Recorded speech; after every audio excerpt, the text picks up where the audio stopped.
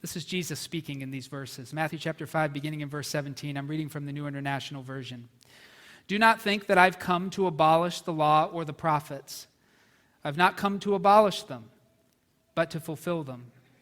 For truly I tell you, until heaven and earth disappear, not the smallest letter, not the least stroke of a pen will by any means disappear from the law until everything is accomplished.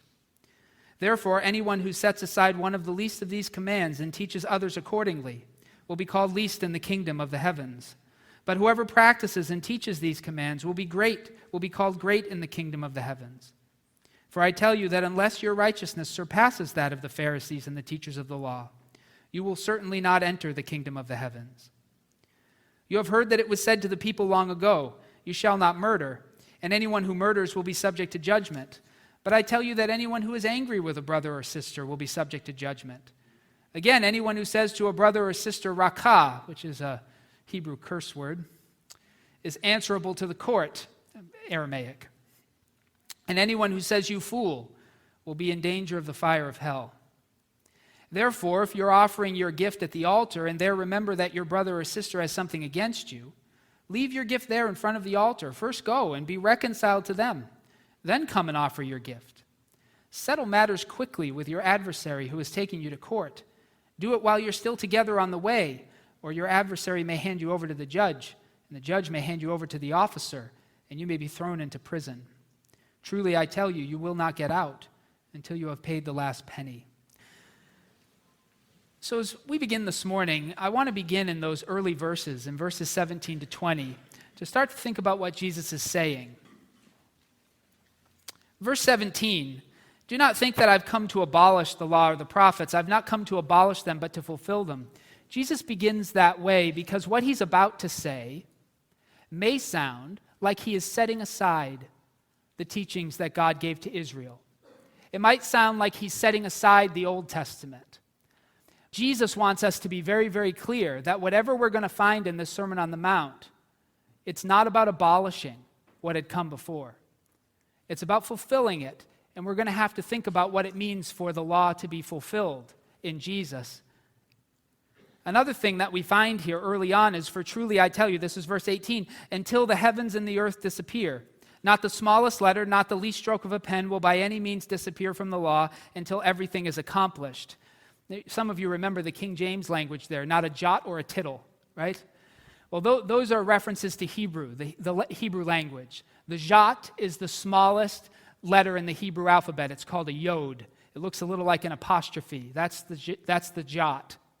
The tittle is a little flourish on the end of a letter in Hebrew that distinguishes one letter from another.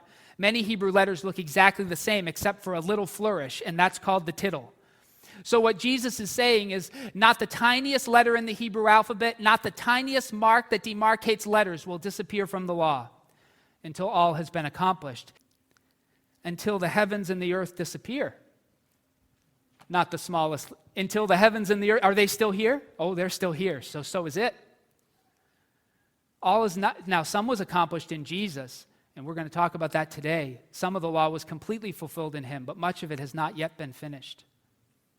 Jesus wants us to be very, very clear that the law still has a place in the new covenant of Jesus. Now, we're not under the old covenant of Moses. We're not under that covenant. You and I were not at Mount Sinai when the Israelite people made that covenant with God.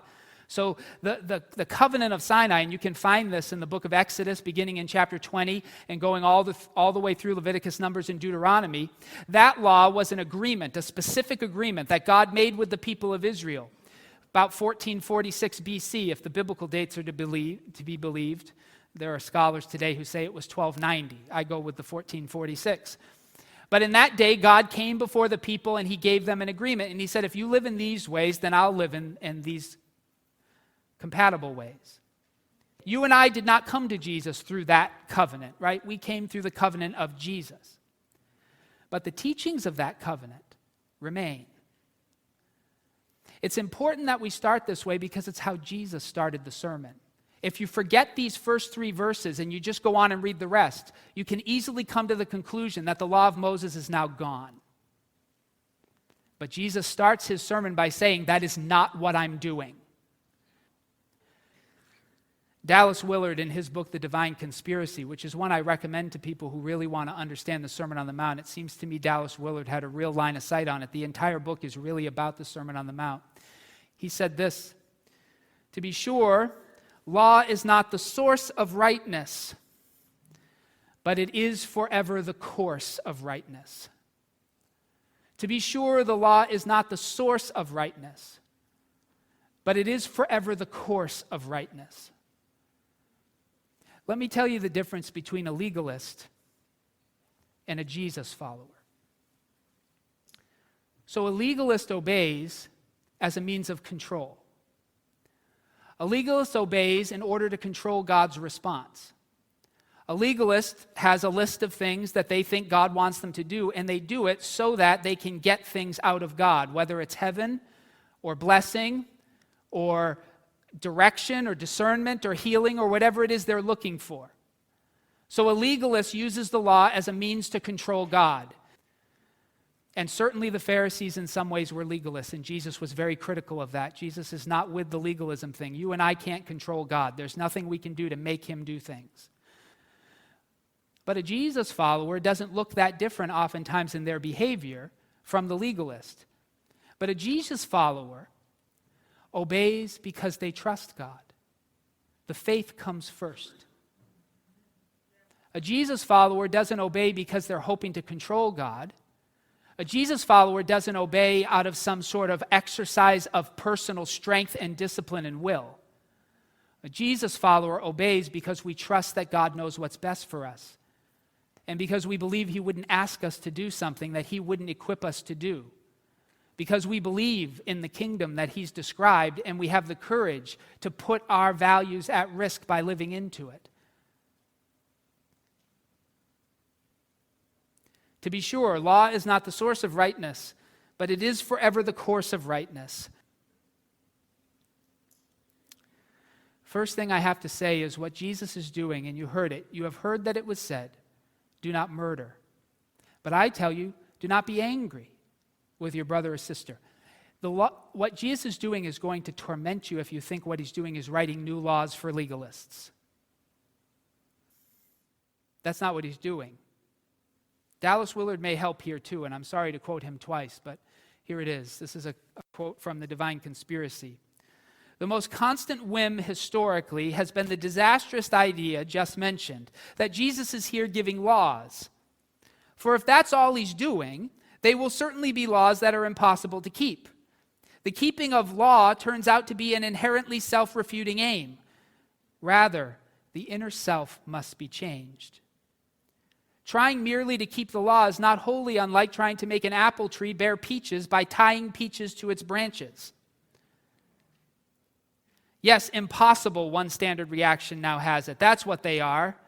But therefore, all the more suited to thoroughly crush human hopes than were the laws of Moses, forcing us to turn to grace for forgiveness. Jesus is presented as more relentless and meaner than Moses, and we have all been subjected to so much well-intentioned meanness that we're prepared to believe it. The holier, the harder we think. We could hardly be more wrong.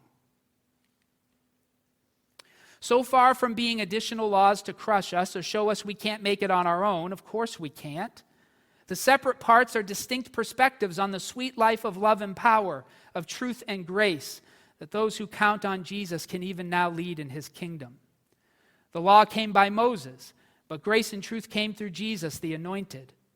His teachings illustrate how those alive in the kingdom can live through the days and hours of their ordinary existence on their way to the full world of God.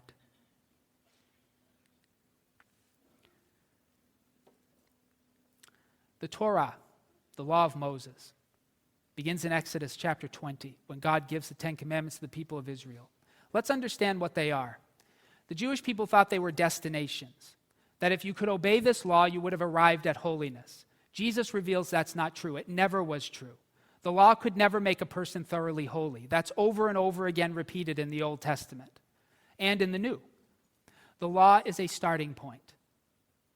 So humanity has become, by the time of the Israelites, and only worse so now in many places and pockets, irredeemably self-centered. Well, God in the law of Moses what he's essentially doing is beginning to turn Israel towards godliness. So the law is a starting point. It's a beginning. It doesn't make the full turn. So if you think you can go to the law of Moses and find the fullness of what God wants of his people, you've misinterpreted what God was doing. What God was doing with the law of Moses is giving us a starting point. This is where the road to godliness begins. It begins with not worshiping other gods, not making graven images. It begins with honoring the Sabbath. It begins with honoring your parents. It begins with not stealing. It begins with not bearing false witness against your neighbor. It begins with not committing adultery. It begins with not coveting the things. This is where it starts. This is the beginning. So these are beginnings. They're beginnings, but they don't finish anything. There's a lot of things they're still doing there that you and I might say, well, I wouldn't do that, and you probably shouldn't do that because it was a beginning. What Jesus begins to do is to show you other plot points on the road to godliness. But if you don't know where it starts in the law, you don't know what he's doing. You cannot start with Jesus. Because if you start with Jesus, you have no idea the road that came before him. And without knowing the road that comes before him, you don't know your way out of sin into godliness, because the road out of sin began at Sinai. And that's what Paul does. When Paul is wrestling around with whether or not leaders in the church should be paid, do not muzzle the ox while it's treading out the grain. Well, that's in the law of Moses. But Paul says, hey, the law of Moses said when an animal is working, you let it eat.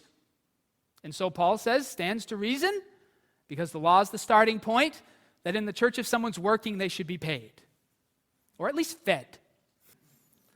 So for Paul, the law of Moses is a starting point, but Jesus tells us where those things were aiming. And this is what I want to get to. You and I might not have believed that the commandment not to murder, many of us thought that was the whole deal. If I want to be holy, what's required of me is that I give you permission to live. And then I'm holy, right? No, that's just the starting point. That's a good start. Giving other people permission to live is a good start. You have to start there. But Jesus is telling you, okay, now let me tell you where that road is headed. The kingdom trajectory, where you're headed with don't murder, is don't hate. Verse 21, you've heard that it was said to people long ago, you shall not murder, and anyone who murders will be subject to judgment. But I tell you, so Jesus is saying, let me give you another plot point on that road. You have to begin with not murdering, but Jesus then says that road, another plot point on that road, is not hating. Anyone who's angry with a brother or sister will be subject to judgment. Again, anyone who says to a brother or sister, racha, is answerable to the court.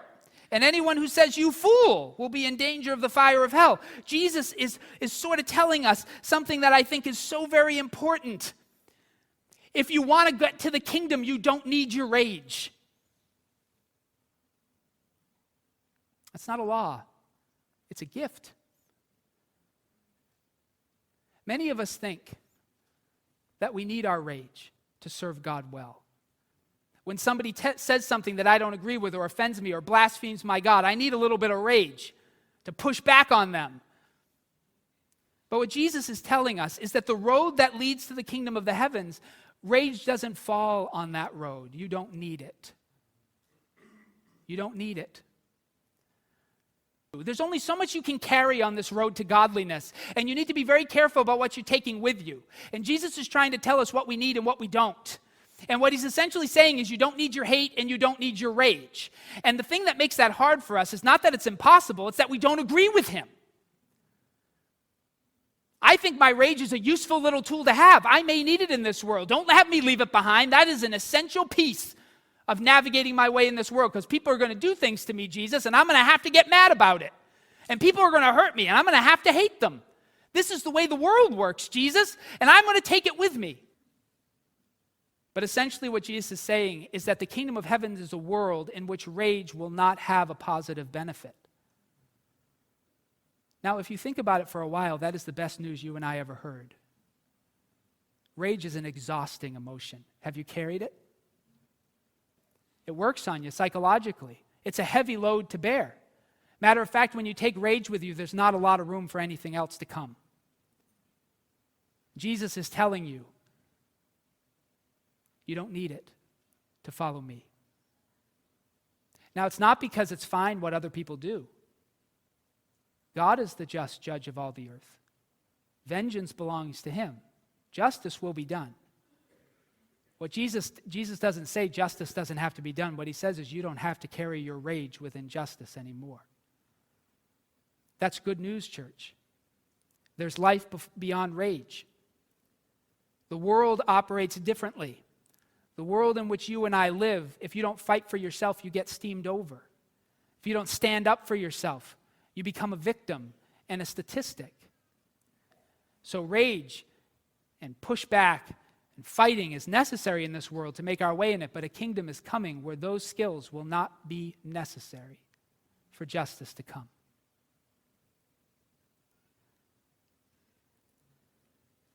So Jesus says to his people, I started you by not murdering, because a culture that can begin with the idea that we should not murder will begin to walk towards a place in which there will be no hate. Jesus is more or less saying to those who are listening to the Sermon on the Mount, these ethics won't work here. If you're looking for ethics that will work in this world and make your life easier in it, you've come to the wrong teacher. Jesus is not trying to help you navigate this world. This world is broken. It's destined for fire.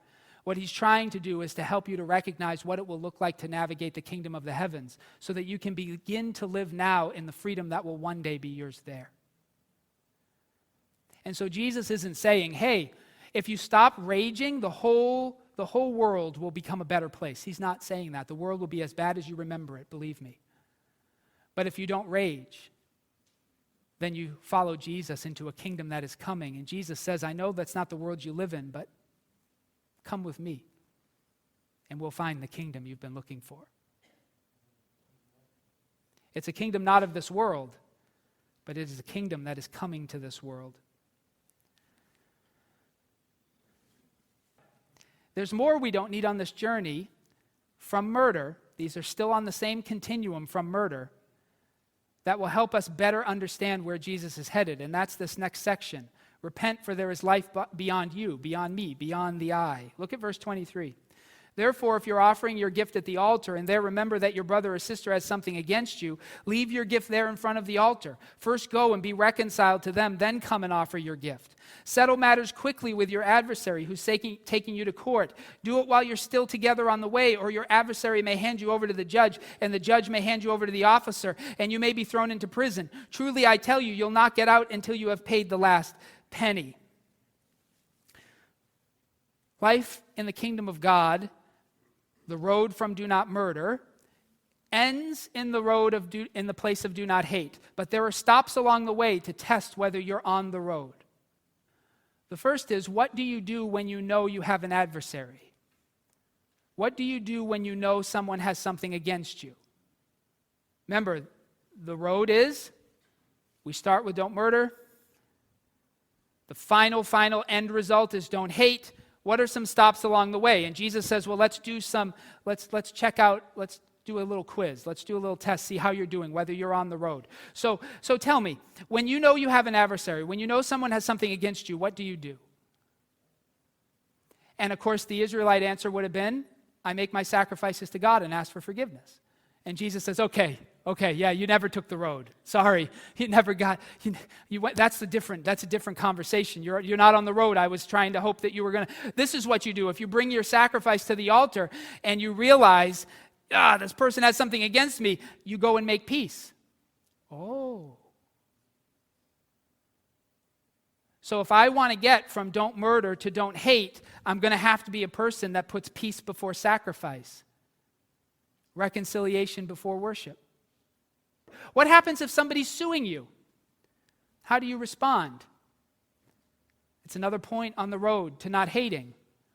Do you take it to court and take them for everything they got? Make sure that justice is done? Pay whoever you have to, bribe whoever you have to, make any argument, make sure?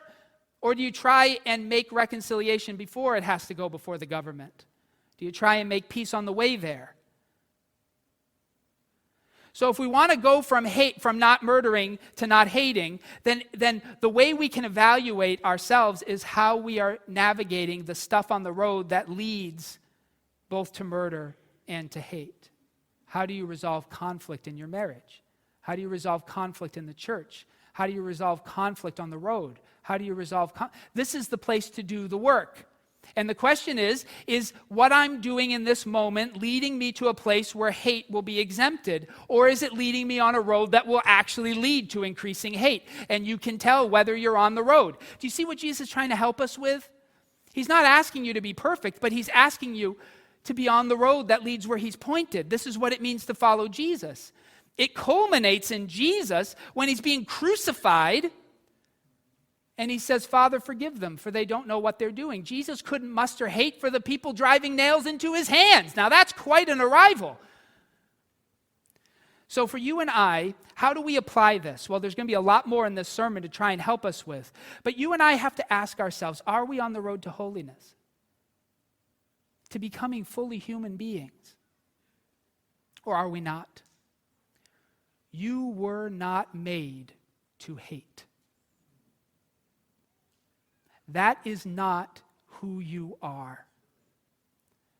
And that's why you can't handle it. It's why it emotionally breaks us down. It's why it causes physiological symptoms of hypertension and heart disease and strokes. There's a reason your body falls apart when you carry it for too long, because you were not made for it. Jesus is trying to tell you something very, very helpful. He's trying to help you and I to understand what we were made for and what we weren't, what we can handle carrying and what we cannot. And you and I cannot handle carrying hate and adversarial relationships that are not reconciled and being sued constantly. We can't handle it. And Jesus is telling you, you don't need it. You don't need it. You don't need that rage. You can put it down. Jesus is not telling you what you have to do. He's telling you what you can do. Because there's a kingdom that's coming that doesn't need that stuff. When you get to the gates, you'll have to lay it down anyway. So why carry it all the way up to the door? Jesus is telling you, you don't need that baggage. You don't need it. You might think it's doing something in the world. You might think it's bringing justice into the world. You might think it's making someone pay for something. You might think that there's some sort of a good reason to carry the hate with you. But Jesus is telling, there's no good reason. First, I will make sure justice is done for you. Secondly, I can heal anything anyone can do to you. So you will not be carrying those scars forever. In the new heavens and the new earth, you will be absolutely free of them. And third, you've got to trust me that I can handle the rage and you can't. God has wrath, people don't need it. That doesn't mean we don't need justice. That's a different conversation. We're talking about the heart attitude of hate and rage. Where are you on the road? See, Jesus' gospel is good news. You can be free. You don't have to live this way. You can live this way because Jesus is coming. And a kingdom is coming where you won't need what you need in this world. And I know you need your hate and rage in this world. I know you do. But if we really trust Jesus about the kingdom that's coming, we'll let it go anyway and trust God with the consequences of our obedience.